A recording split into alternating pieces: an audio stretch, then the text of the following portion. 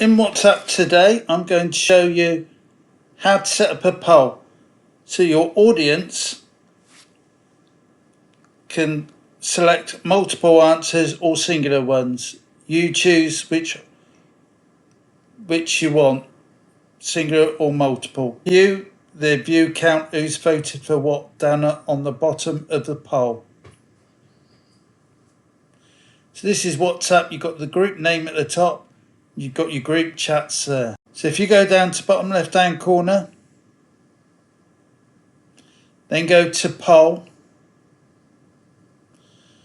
type in your question name. So my question name is about the choices things we're going to do on a day out. And they got the various options of different pubs, restaurants we're going to go to. So you've got a multiple choice there. So once you're happy, you can tap on send up in the top right hand corner. Here you can see the multiple choices, and there's quite a few. You can see the view votes on the bottom. If you learnt something today, carry on and watch another video and learn a bit more.